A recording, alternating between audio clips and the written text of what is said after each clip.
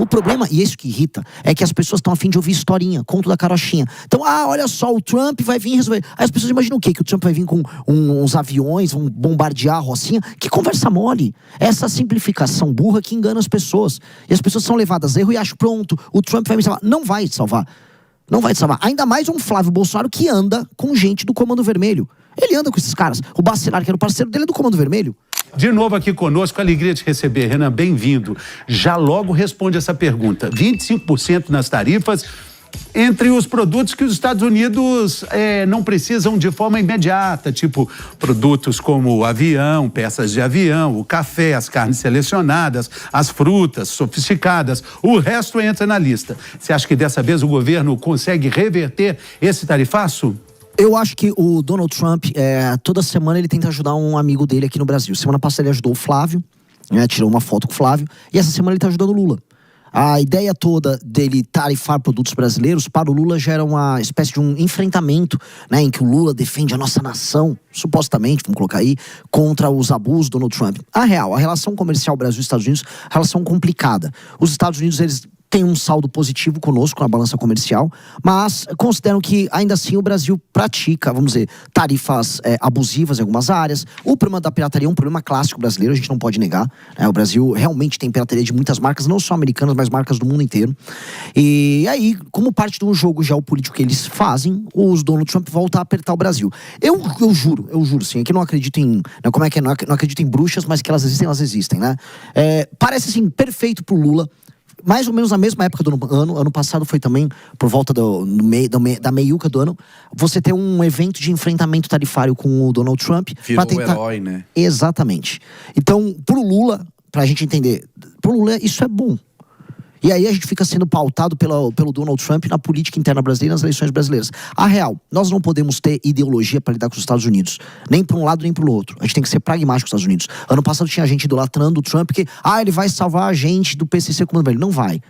Ao mesmo tempo, tá acontecendo agora esse tarifaço, agora vamos xingar o cara. A real, a política, você tem que ser muito pragmático, muito concreto no que você vai fazer. Eu queria só reforçar o seguinte, alguns produtos não estão na lista e são exatamente, por coincidência ou não, os produtos que fazem muita diferença no dia a dia americano, na política, na rotina. Como eu disse, as aeronaves, né? O Brasil tem a excelência da Embraer, as autopeças de aviação, o café, o chá, as carnes sofisticadas e selecionadas, fertilizantes, terras raras, minerais, magnésio, farmacêuticos, magnésio. Estamos falando de minerais, né?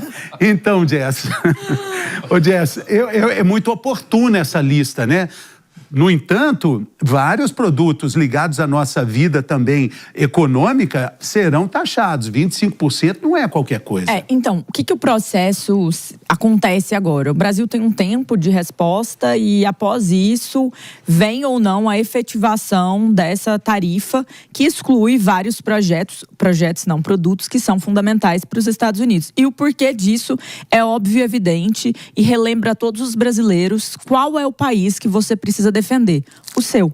Os Estados Unidos, ao viabilizarem essas investigações, colocarem essa questão das práticas desleais, eles sempre têm como ponto principal o interesse próprio desses países. Isso também se dá no enquadramento das organizações criminosas como terroristas, isso também se dá na política fiscal deles. É por isso que sempre que você acha que os Estados Unidos, eles estão agindo em prol do seu país, você provavelmente está errado.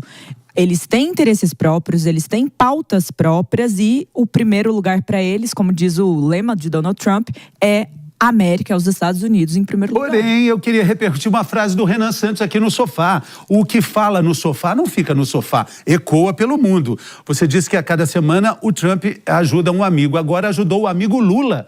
Você concorda com o Renan? Eu não acho que tenha ajudado a figura do Lula, né? É algo problemático para o Brasil como um todo. Só que, veja, o Flávio foi aos Estados Unidos na semana passada e nessa questão do enquadramento das facções criminosas como terroristas, ele se vangloriou dizendo que a responsabilidade teria sido dele, mesmo a gente sabendo que não. E agora eu quero ver se ele vai querer os louros negativos dessa taxação. Muito provavelmente não. O que mostra que o Donald Trump não está tentando ajudar ninguém, né? A ideia é que ajude os Estados Unidos acima de tudo, como a Jess trouxe aqui. É a preocupação Estados Unidos Unidos em primeiro, segundo, terceiro, quarto e quinto lugar. Se sobrar tempo, ainda vai pensar nos Estados Unidos. Pouco a importância para nós. O Jess falou uma coisa muito interessante que esbarra também no combate à pirataria. Muito se falou no início, quando começa essa taxação toda, Renan, sobre até, imagina, o Trump citou a 25 de março. Não textualmente, não sei se ele esteve lá, mas ele falou sobre essa questão. Como é que você vê isso, né? É algo que saiu do controle total. A gente não tem mais como lidar com essa questão que agora está chegando ali. Mistura Pix, cartão de crédito, que é uma empresa americana que acaba sendo desprestigiada pelo Banco Central em favor do Pix. A pirataria que invadiu totalmente a nossa realidade. A gente sempre teve pirataria e o governo americano nunca ligou muito. A real é que os Estados Unidos, até a ascensão recente da China e o Trump mudar a política americana, ele sempre foi muito leniente, inclusive com, vamos dizer, certas desproporções como outros países tratavam os Estados Unidos nas relações comerciais. A gente tem que lembrar que o mundo comercializa em dólar, inclusive petróleo. Os Estados Unidos, portanto, pode exportar a inflação dele para outras nações. Então, os Estados Unidos sempre teve uma posição muito confortável. Hoje, essa posição não é tão confortável. E uma coisa que a gente tem que entender sobre Estados Unidos e América Latina, não só Brasil. Agora, os Estados Unidos precisam ter a América Latina como uma reserva de recursos. Aqui é uma reserva de recursos importante, reserva estratégica, especialmente no momento de conflito internacional dos Estados Unidos com a China. Por isso que o Marco Rubio tocou agora a invasão da Venezuela, por isso que eles estão retomando um controle político maior sobre o canal do Panamá, fizeram a Argentina botar a China para fora ali no sul, ali na Patagônia. Eles vão retomar o controle sobre o continente. Isso não necessariamente é bom pra gente. Pode ser que isso abra novas oportunidades de parcerias, por exemplo, na área de terras raras. Mas, no geral, não se sabe. O problema esse é o problema básico da gente ter dois candidatos a presidente idiotas concorrendo contra mim agora, que é, quer só gerar um espetáculo mostrando como ele enfrenta o Trump. O outro, ele quer mostrar uma adesão submissa ao Trump. Isso é muito estúpido. O Trump toca, assim, até, vou concordar e agregar uma coisa para a Jess falou. Não é nem America First, é Trump First. Eles têm um interesse americano e têm um interesse trumpista. Você acha que dá para encarar o Trump? Acho que dá, lógico que dá. Mas como quem é que encara o Trump? Lógico que dá, do ponto de vista das tarifas. Olha só, primeira coisa, do ponto de vista comercial, há uma desproporção Brasil e Estados Unidos. Isso é um fato dado. O Brasil trata o americano, vamos dizer, com tarifas em certos setores que não são corretos. Os Estados Unidos sempre deixou quieto. Então o Brasil vai ter que sentar e negociar. Só que e esse é o ponto que nos coloca numa posição muito boa para disputar qualquer coisa com eles. Há a questão das terras raras. Não há indústria de altíssima tecnologia no século XXI para os Estados Unidos sem terra rara. A barganha vai ser aí. É óbvio, um F-35, que é a base do sistema de defesa e ataque americano hoje, é o F-35. Vai meia tonelada de terras raras dentro dele. Você, para fazer F-35, hoje tem que ir lá na China e pedir a terra rara processada. Mas, Renan, para arrumar essas terras raras, demora aí de 15 a 20 anos. Mas não é assim, mas nem tem que ser. Nem tem que ser isso. Demora muito. Nem e tem a China de olho em tudo isso. Não, eu sim. Durante tantos anos, nunca existiu um poder tão disputado como a China ali. Lógico, né? Lógico. Então, é uma nova hoje Guerra Fria. Hã? É uma nova Guerra Fria que você está vivendo agora. Mas a questão toda é, a China, ela faz todo o processamento das terras raras em território chinês, fora que ela tem as maiores reservas do mundo. A China, que é do Brasil, que a gente envia as terras raras brasileiras para a China, ela processa lá. E ela depois faz os produtos ali. Aqui com o Ocidente, a gente tem a oportunidade de começar a montar a cadeia aqui. E os Estados Unidos precisam disso. Não vai dar para os Estados Unidos competir com a China nos próximos 50 anos, dependendo desses produtos oriundos da China. Eles vão depender da gente. Por isso que a gente tá uma posição boa para barganhar. Então, posição boa para barganhar, barganha política, isso sempre tem vez e voz, né, numa campanha para presidente. E aí tem a questão das organizações criminosas também, né? Aí é outra história que precisa ser conversada, né? O que você falaria? Como é que você se posicionaria com relação a tudo isso? Comando Vermelho e PCC são organizações criminosas ou não? Não, são terroristas, né? Terroristas, me desculpe. Cara, a gente pode fazer uma equiparação ao terror. Eu gosto de falar nos termos do direito penal do inimigo, que é tratar ele como inimigo, como um ente anômalo. Então, para você, tá tudo certo. Sim, tá tudo certo no sentido de que é uma... Flávio, o amigo Flávio ajudou, então. Não, de forma alguma. Primeiro que não foi o Flávio que tem mérito nisso. E segundo que isso não vai alterar o combate ao crime organizado de maneira substancial no Brasil. A gente pode ter, por exemplo, uma cooperação para pegar a lavagem de dinheiro oriunda das exportações de droga do PCC que vão para fora. Isso acontece. Agora, Para pegar essas facções, nós vamos ter que utilizar as polícias do Brasil, a gente vai ter que usar o COAF no Brasil, a gente vai ter que usar a ABIN, vamos ter que usar a Polícia Federal. É o aparato brasileiro que vai fazer isso. O problema, e isso que irrita, é que as pessoas estão a fim de ouvir historinha, conto da carochinha. Então, olha só, o Trump vai vir resolver. Aí as pessoas imaginam o quê? Que o Trump vai vir com uns aviões, vão bombardear a Rocinha? Que conversa mole. Essa simplificação burra que engana as pessoas. E as pessoas são levadas a erro e acham, pronto, o Trump vai me salvar. Não vai te salvar. Não vai te salvar. Ainda mais um Flávio Bolsonaro que anda com gente do Comando Vermelho. Ele anda com esses caras. O Bacelar, que era o parceiro dele, é do Comando Vermelho. A gente discutiu isso aqui. Colômbia e México já tem essa intervenção, né, velada aí já há muito tempo. E, no entanto, não resolveu. O exército americano não entra lá para combater as Farc. Entra, assim, de forma... Tudo bem, combateu Pablo Escobar. Ajudou a perseguir e prender e matar Pablo Escobar. Mas são ajudas, mas não resolveu nada, porque pulverizou tudo. Né? Então, de alguma forma, Renan e amigos sofalísticos, tem um lado positivo dessa intervenção toda, quando a gente entende, falamos sobre isso ontem, essa falta de um compliance financeiro, essa dinheirama que voa para lá, que voa para cá, que sai de posto de gasolina, passa por padaria, chega nas grandes rodas da Faria Lima. Poxa, a gente estava fazendo vista grossa, a gente não viu, a gente não quis ver. Que dinheirão todo é esse? Onde é que estava a fiscalização de tudo isso, Renan? Porque não existe vontade política e a gente acabou com vários instrumentos que permitiam que essas coisas pudessem ser pegas só, vamos dizer, utilizando instituições de Estado. Um exemplo, o COAF, a própria Polícia Federal. Um exemplo, o fim da prisão em segunda instância. A gente fala muito de combate ao crime organizado por meio, vamos dizer, do combate violento a ele e da prisão dos agentes violentos do crime organizado, o cara que está com a metralhadora na favela. Agora, como é que eu vou prender um diretor financeiro de uma empresa que faz lavagem de dinheiro do PCC? Eu preciso de institutos como a prisão em segunda instância. Hoje em dia, esses caras que pertencem ao PCC, ou vou dar nome aos bois, a REAG. A REAG é uma empresa da Faria Lima, vamos colocar aí, um fundo que lava dinheiro para o PCC. Dá para cravar de maneira bem tranquila isso. Eles têm acesso às mesmas bancas de advogado que vão atuar no STJ e no STF para não deixar que eles sejam presos ali. Esse é o circuito que ficou fácil para todo mundo lá no fim da Operação Lava Jato, lá para 2019 e 2020. Quando acabaram com a prisão em segunda instância, quando, vamos dizer, centralizaram todo o poder decisório para os grandes casos nacionais no STJ e no STF. Aí passa a deliberar ali, com contratos, com advogados ligados a familiares de juízes e ministros, e aí ficou essa várzea. O problema é que virou uma várzea. O segundo, tem lobby.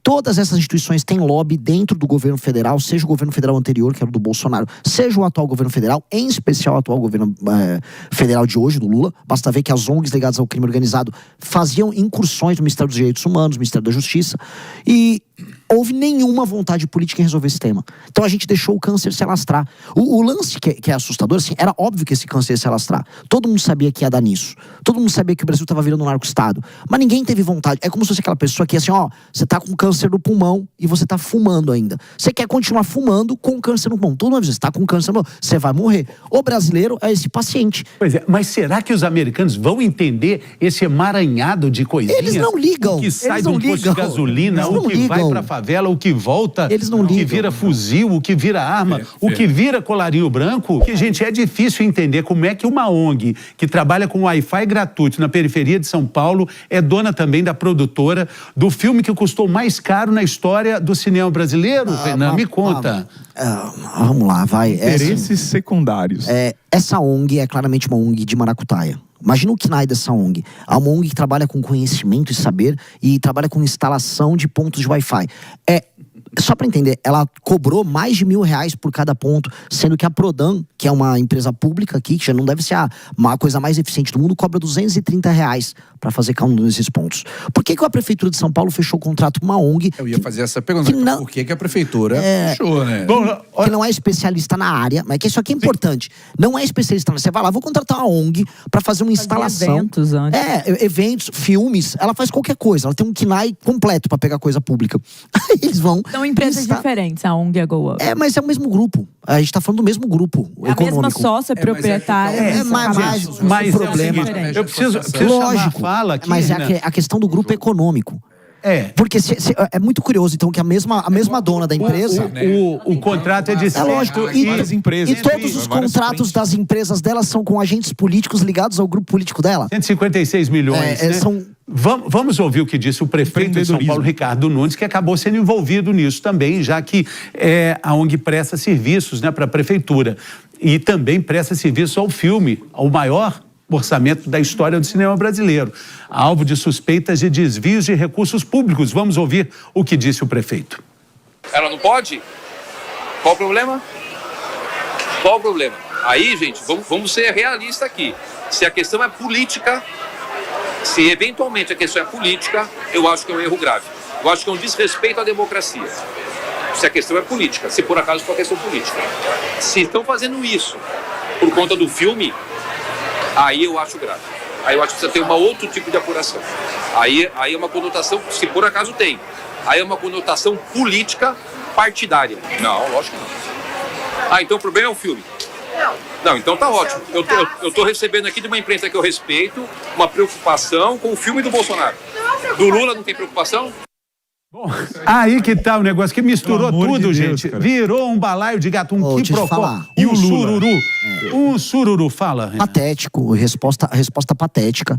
Assim, não é uma resposta séria. Aliás, eu fico assustado como esses caras se tornam prefeitos. O Flávio quer ser presidente, não consegue fazer uma Tem coletiva mais de gente imprensa. falando, porque não foi o único a falar sobre isso, não. Tem gente dizendo que é uma perseguição. Pré-candidato à presidência Flávio Bolsonaro visitou o Mercado Central lá de BH. Bom também, muito bom. Sobre a operação que mirou o filme da ONG, também da produtora do filme. Ele disse que uma coisa não tem nada a ver com a outra e que não quer acreditar que eles estão sendo vítimas, mais uma vez, de uma pescaria probatória, de uma perseguição. Disse assim Flávio Bolsonaro. Entendeu, Renan? Não entendeu. Vou falar de Por que novo. não entendi? Eu não consigo terminar um raciocínio, você sempre me interrompe. Mas não faz.